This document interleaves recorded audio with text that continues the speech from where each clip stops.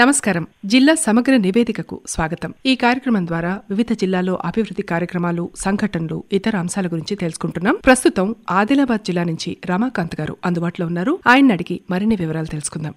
ఆదిలాబాద్ జిల్లాలో ప్రతిష్టాత్మకంగా నిర్వహించే నాగోబా జాతర ఏర్పాట్ల గురించి చెప్పండి.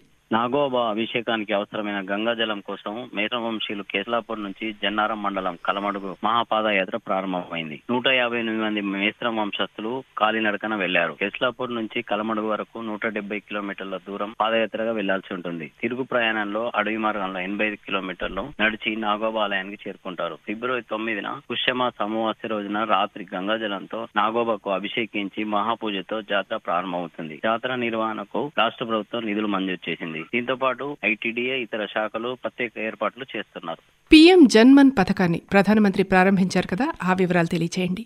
కేంద్ర ప్రభుత్వం ప్రతిష్టాత్మకంగా ప్రవేశపెట్టిన పీఎం జన్మాన్ పథకాన్ని ప్రధానమంత్రి నరేంద్ర మోడీ వర్చువల్ విధానంలో ఈ నెల 16న ప్రారంభించారు. ఊట్నూరు కేబీ కాంప్లెక్స్ లో సమావేశ మందిరంలో నిర్వహించారు. ఈ కార్యక్రమంలో పార్లమెంట్ సభ్యులు Soyam Bapurao, ZP chairman Janardhan, MLA Vedma Bojju, collector Rahul Raj, ITDA project అధికారి చాద్ బాజ్పేయి పాల్గొన్నారు. జన్మాన్ పథకం కింద గిరిజన తాండాలు, ఆదివాసీ గూడెల్లో వైద్యము, తాగునీరు, విద్యుత్తు, రహదారులు, పక్కా గృహాలు, వంట గ్యాస్ కనెక్షన్లు తదితర సౌకర్యాలు కలుగుతున్నాయి. స్వచ్ఛ సర్వేక్షణ్ పోటీలో ఆదిలాబాద్ కు మెరుగైన స్థానం లభించింది కదా, ఆ విశేషాలు చెప్పండి. స్వచ్ఛ సర్వేక్షణ్ 23 పోటీలో గత ఏడాదితో పోలిస్తే ఆదిలాబాద్ పట్టణం మెరుగైన స్థానంలో నిలిచింది. కేంద్ర ప్రభుత్వం ప్రకటించిన ఫలితాల్లో జాతీయ స్థాయిలో 151 ర్యాంక్ సాధించగా రాష్ట్రంలో 9వ స్థానంలో నిలిచింది. గత ఏడాది జాతీయ స్థాయిలో 197వ స్థానం, రాష్ట్రంలో 13వ స్థానంలో నిలిచింది. బహిరంగ మల మూత్ర విసర్జన రహిత పట్టణాల్లో ODF ప్లస్ గుర్తింపు సాధించింది. కార్మికుల కృషితోనే బల్దియా గుర్తింపు లభించింది. రాష్ట్ర స్థాయి ఇంటర్ సొసైటీ లీగ్ క్రికెట్ పోటీల వివరాలు చెప్పండి.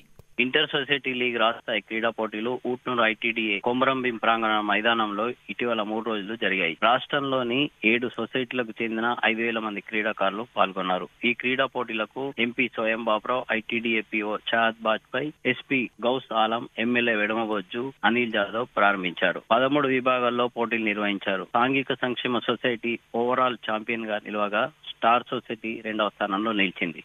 జిల్లాలో ఇటీవల జరిగిన విద్యా వైజ్ఞానిక ప్రదర్శన గురించిన విశేషాలు చెప్పండి. రాష్ట్ర స్థాయి విద్యా వైజ్ఞానిక ప్రదర్శనకు ఆదిలాబాద్ జిల్లా నుంచి 10 ప్రాజెక్టులు ఎంపిక చేశారు. వర్చువల్ విధానంలో విద్యార్థులు 153 ప్రాజెక్టులు సమర్పించగా జడ్పీ, గవర్నమెంట్, ప్రైవేట్ పాఠశాల నుంచి 5, ఐటీడీఏ పాఠశాల నుంచి మరో 5 ప్రాజెక్టులు ఎంపికయ్యాయి. ఈ కార్యక్రమంలో డిఓ ప్రణీత, సైన్స్ అధికారి రఘు రమణ తదితరులు పాల్గొన్నారు. అయోధ్యలో బాలరాముని విగ్రహ ప్రాణప్రతిష్ఠ సందర్భంగా జిల్లాలో ఎటువంటి వేడుకలు నిర్వహించారు? అయోధ్యలో బాలరాముడి విగ్రహ ప్రాణ ప్రతిష్ఠ పురస్కరించుకుని ఆదిలాబాద్ జిల్లా వ్యాప్తంగా వీధులన్నీ రామనామంతో మారుమరుగాయి. ఈ సందర్భంగా గ్రామాలు, పట్టణాల్లో శోభయాత్రలు, ప్రవచనాలు కార్యక్రమాలు నిర్వహించారు. ఆలయాలను పువ్వులతో, విద్యుత్ దీపాలతో అలంకరించి ప్రత్యేక పూజలు నిర్వహించారు. కేంద్ర ప్రభుత్వ పథకాలు, వికసిత్ భారత్ సంకల్ప యాత్ర గురించి విశేషాలు చెప్పండి.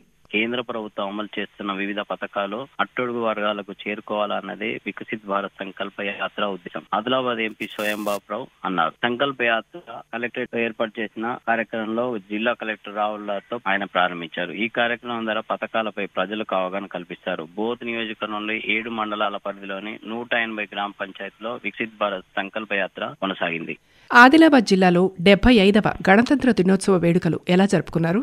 75వ గణతంత్ర దినోత్సవ వేడుకలు ఆదిలాబాద్ జిల్లాలో ఘనంగా జరుపుకున్నారు. ఆదిలాబాద్ లోని పోలీస్ పరేడ్ మైదానంలో జిల్లా కలెక్టర్ రాహుల్ రాజ్ పాల్గొని త్రివర్ణ పతాకాన్ని ఎగురవేసి పోలీసుల గౌరవం స్వీకరించారు. ఆర్టీసీ, డిఆర్డీఏ, వైద్యారోగ్య శాఖ, పశుసంవర్ధక శాఖల శకటాలను ప్రదర్శించారు. పాఠశాల విద్యార్థులు సాంస్కృతిక కార్యక్రమంలో ఆకట్టుకున్నాయి. విధి నిర్వహణలో ఉత్తమ సేవలు అందించిన వారికి కలెక్టర్ ప్రశంసా పత్రాలు అందజేశారు. అనంతరం జిల్లా ప్రజలను ఉద్దేశించి కలెక్టర్ ప్రసంగించారు. ఈ కార్యక్రమంలో ఎస్పీ గౌస్ ఆలం, అటవీ శాఖ అధికారి ప్రశాంత్ పాటిల్, ప్రతినిధులు, అధికారులు, విద్యార్థులు తదితరులు పాల్గొన్నారు.